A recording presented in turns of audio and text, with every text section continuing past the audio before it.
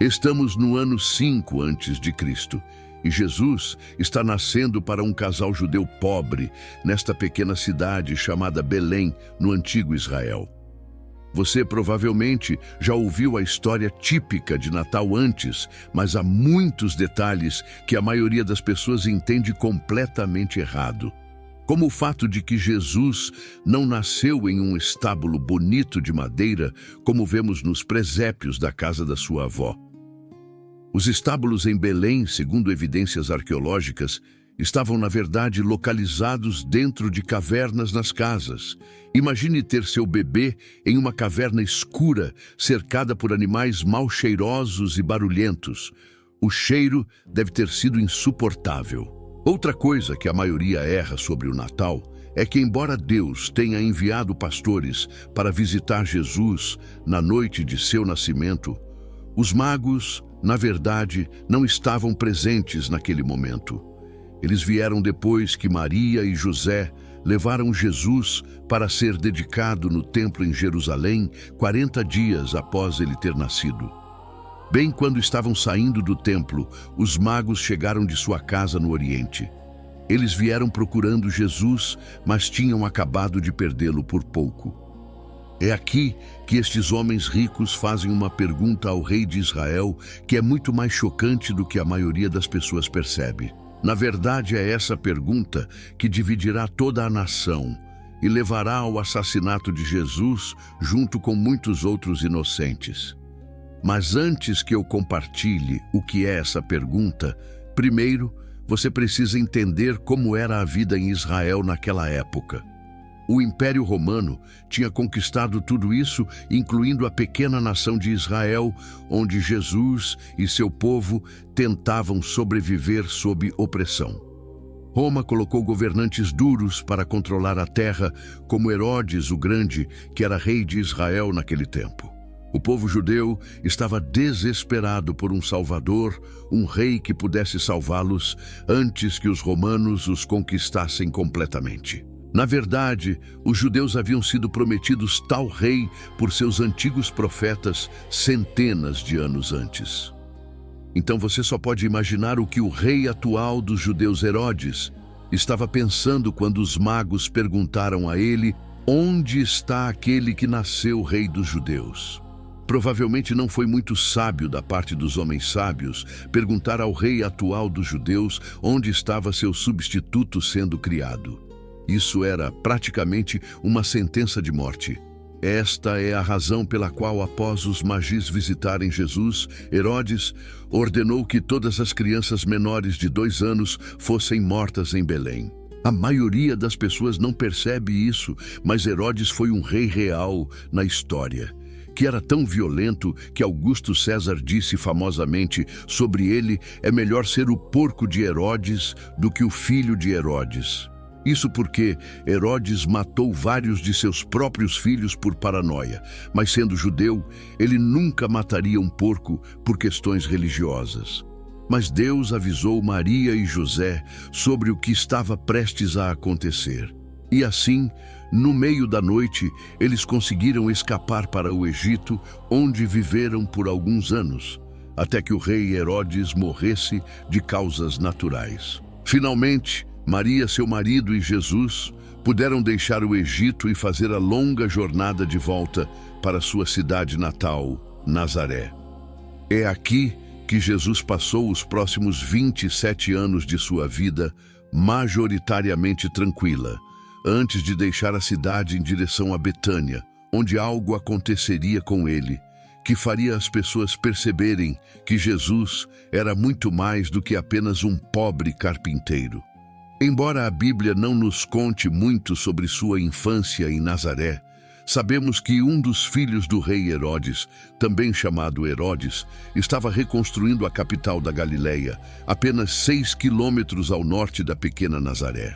Na verdade, esta antiga capital chamada Séforis ainda está sendo escavada hoje por arqueólogos. Estudiosos acreditam que é provável que José, que era um carpinteiro habilidoso, tenha levado o jovem Jesus com ele para ajudar a reconstruir Séforis. Mas eu me pergunto se Jesus sabia o que este novo Herodes faria com sua família anos mais tarde. Muitos estudiosos acreditam que José faleceu durante este tempo, já que ele nunca é mencionado após este período nos relatos bíblicos. Jesus tinha 30 anos quando finalmente deixou Nazaré em direção a Betânia, onde algo aconteceria que faria com que aqueles de sua cidade natal zombassem dele quando retornasse.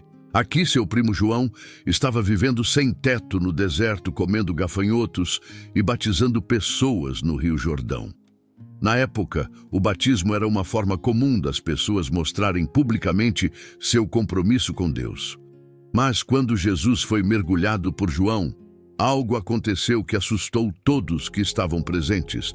Quando a cabeça deste desconhecido filho de carpinteiro saiu da água, segundo os relatos, os céus se abriram, o Espírito de Deus desceu como uma pomba sobre ele, e a voz de Deus do céu trovejou: "Este é meu filho amado em quem me comprazo." O ministério de Jesus tinha oficialmente começado, mas ele estava prestes a retornar para casa para fazer algo que faria com que a maioria de seus amigos de infância, vizinhos e professores da Bíblia tentassem matá-lo. Mas primeiro, ele tinha algumas paradas importantes para fazer. Jesus deixou a multidão para ir ao deserto da Judeia por 40 dias para ser tentado pelo diabo. O diabo até tentou fazer Jesus testar Deus, levando-o ao topo do templo e pedindo que ele demonstrasse seu poder pulando para que os anjos pudessem salvá-lo. Mas Jesus não faria isso, recusando todas as 3 tentações. Depois que ele retornou com sucesso a Betânia, alguns dos seguidores de João Batista começaram a seguir Jesus, o que incluía André e outro homem chamado João. Jesus também chamou alguns outros para segui-lo, incluindo um pescador comum chamado Pedro, que faria coisas extraordinárias com Jesus mais ao norte. Agora que Jesus tinha alguns seguidores, não havia tempo a perder. A mãe de Jesus estava esperando por ele em uma festa de casamento na cidade de Caná, perto de Nazaré. De todos os lugares e todos os milagres que Jesus faria, seu primeiro milagre foi aqui nesta festa, transformando água em vinho, porque os anfitriões da festa tinham ficado sem bebida. Isso deve ter sido chocante para aqueles que viram acontecer. Mas não é nada comparado ao que Jesus fará na vila de pescadores de Cafarnaum, que é para onde Jesus viajou em seguida. Jesus vai realizar um milagre aqui que é muito mais chocante do que a maioria das pessoas percebe. Mas antes de fazer isso, ele primeiro desce a Jerusalém para um feriado judaico chamado Páscoa. Aqui, Jesus fala suas palavras mais famosas que você provavelmente memorizou na escola dominical. Ele disse a um dos líderes religiosos que Deus amou o mundo de tal maneira que deu seu único filho para que todo aquele que nele crê não pereça, mas tenha a vida eterna. Jesus estava admitindo que ele havia sido enviado por Deus para salvar não apenas os judeus, mas o mundo inteiro, o que é uma coisa incrível de se dizer, já que todo o ministério de vida de Jesus nunca foi além desta pequena região. Jesus então seguiu para o norte para batizar novos seguidores com seu primo João no Rio Jordão. Mas de repente, o rei Herodes ordenou que João fosse capturado e colocado na prisão, onde ele foi posteriormente morto por falar contra o estilo de vida pecaminoso do rei e da rainha. No caminho de volta para Nazaré, Jesus fez uma parada em uma região que os judeus raramente viajavam, a Samaria. Ele parou em um dos poços de água mais famosos de todo Israel, o Poço de Jacó. Este poço existia há centenas de anos naquele ponto, mas veja só, ele ainda está lá hoje em dia. O arqueólogo Joel Kramer acredita que há evidências muito boas de que este poço antigo está localizado abaixo desta igreja na Cisjordânia de Israel hoje. Ele corresponde perfeitamente à descrição bíblica e é extremamente antigo e profundo, exatamente como a Bíblia descreve. Depois de compartilhar com a mulher samaritana sobre a vida eterna, ele foi para Caná, e curou milagrosamente o filho de um oficial romano. Finalmente, Jesus chegou de volta à sua cidade natal em Nazaré. Tinha-se passado mais de um ano desde que Jesus havia saído como um pobre carpinteiro e agora estava retornando como um pregador que realizava milagres. Mas as pessoas que o viram crescer em Nazaré não estavam preparadas para o que ele fez em seguida.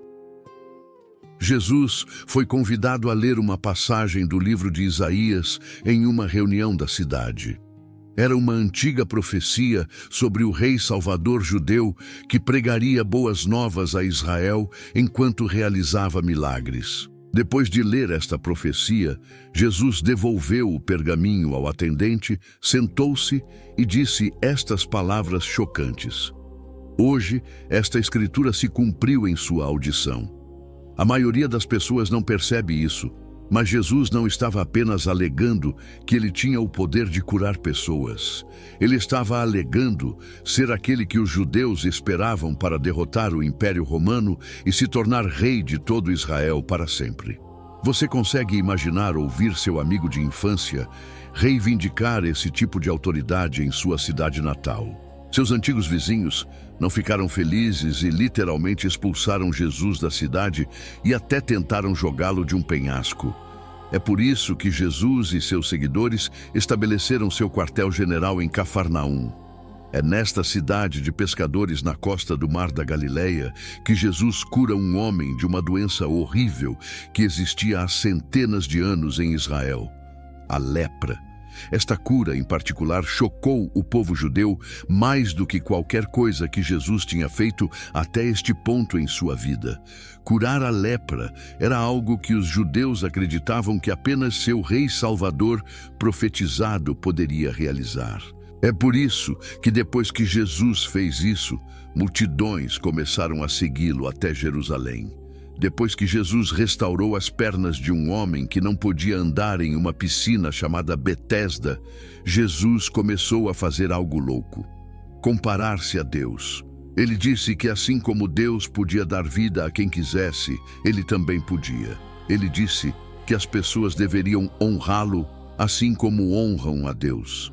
Jesus estava dizendo o que eu acho que ele está dizendo. Isso fez com que muitos dos líderes religiosos começassem a planejar como poderiam matá-lo. Mas Jesus levou seus seguidores de volta à região da Galileia e escolheu 12 homens para estar em sua equipe oficial de ministério e segui-lo para 9 cidades principais na região, sendo a 9ª a mais estranha de todas. Vamos passar por elas rapidamente. Primeiro ele voltou para Cafarnaum, onde curou o servo de um soldado romano. Segundo ele, foi para a cidade de Naim, onde ressuscitou o filho de uma viúva. Terceiro, ele viajou pelas cidades de Corazim, pregando e fazendo milagres. A quarta cidade que ele visitou foi Betsaída.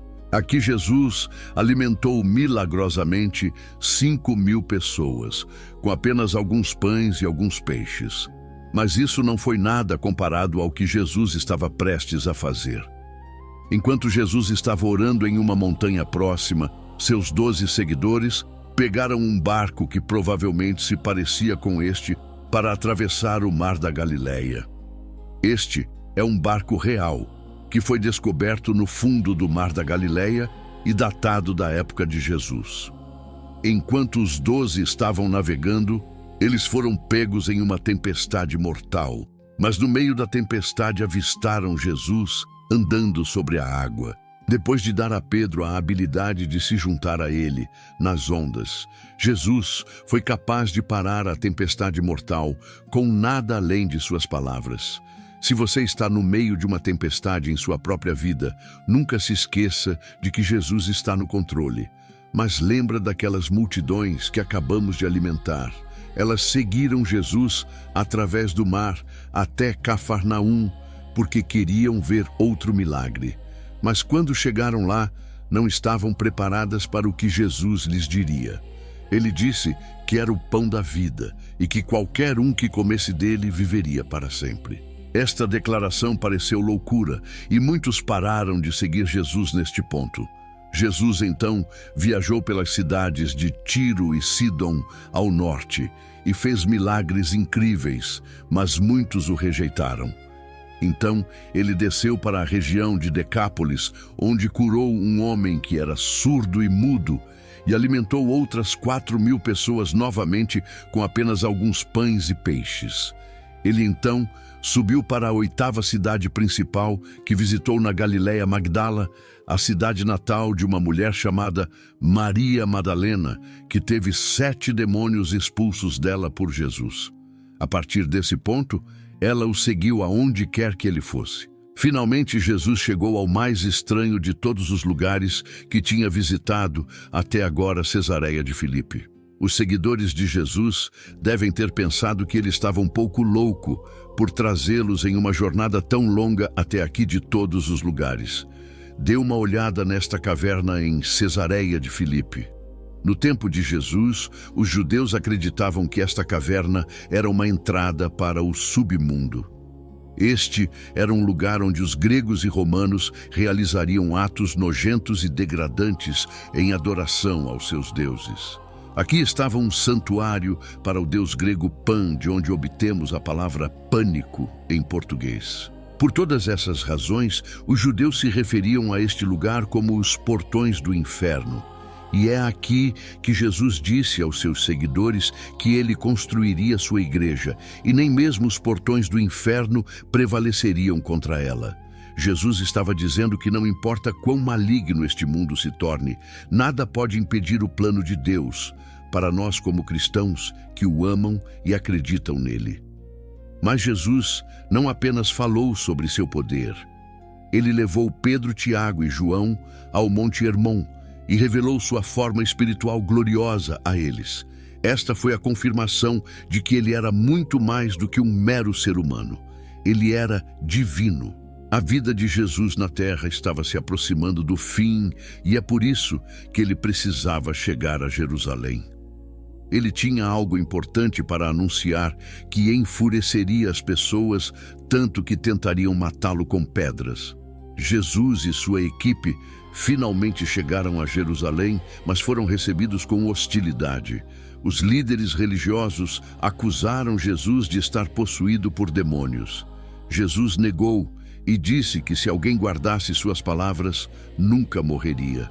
Os líderes religiosos responderam furiosamente: "Você é maior do que nosso pai Abraão. Você nem tem 50 anos." Mas eles não estavam prontos para a resposta de Jesus. Jesus disse: "Antes que Abraão existisse, eu sou." Isso foi ainda mais chocante do que o que ele disse em Nazaré. Jesus não estava apenas alegando ser imortal. Jesus chamou a si mesmo de Eu Sou, o mesmo título que Deus havia usado para si mesmo. Jesus estava alegando ser Deus, e é por isso que os judeus imediatamente pegaram pedras para apedrejar Jesus até a morte. Mas ele conseguiu sair de Jerusalém vivo e ficou na casa de seus amigos, Maria, Marta e Lázaro. Uma vez que a comoção havia diminuído um pouco, Jesus retornou a Jerusalém. Mas depois de curar um homem na piscina de Siloé, que ainda está lá hoje, a propósito, os líderes religiosos encurralaram Jesus no feriado judaico de Hanukkah e exigiram que ele lhes dissesse claramente se ele era o rei salvador profetizado que os judeus estavam esperando. Novamente Jesus os enfureceu, dizendo: "Eu e Deus somos um." Eles tentaram apedrejá-lo novamente, mas Jesus conseguiu escapar. Desta vez para a região da Pérea, quando recebeu notícias de que seu amigo Lázaro, em Betânia, estava mortalmente doente. Quando Jesus chegou ao local de Lázaro, Lázaro já havia morrido da doença. Mas então, Jesus fez algo que faria quase todo Israel adorá-lo instantaneamente. Ele ressuscitou Lázaro dos mortos. Este foi de longe o maior milagre público de Jesus até agora. E todos ouviram sobre isso, incluindo os principais líderes religiosos que votaram para que Jesus fosse executado depois de ouvirem as notícias deste novo milagre.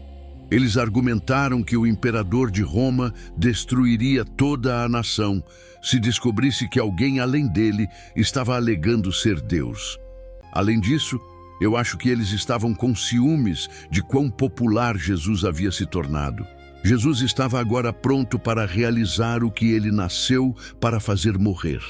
Depois que Jesus pregou mais um pouco na Pérea e depois em Jericó, ele voltou para Betânia, onde Maria ungiu os pés de Jesus 2 semanas antes de Jesus ser crucificado. Ela estava ungindo-o para o sepultamento. Como a notícia havia se espalhado para Jerusalém sobre o milagre de Jesus de ressuscitar Lázaro dos mortos, as pessoas lhe deram uma recepção real quando ele entrou em Jerusalém em um jumento. Depois que ele chegou ao templo, Jesus desmontou de seu jumento, fez um chicote e expulsou os gananciosos cambistas que haviam transformado a casa de Deus no que ele chamou de covil de ladrões. Jesus então levou seus seguidores até o Monte das Oliveiras para ensiná-los. Foi ali, com Jerusalém diante de seus olhos, que ele falou sobre o que ainda estava por vir.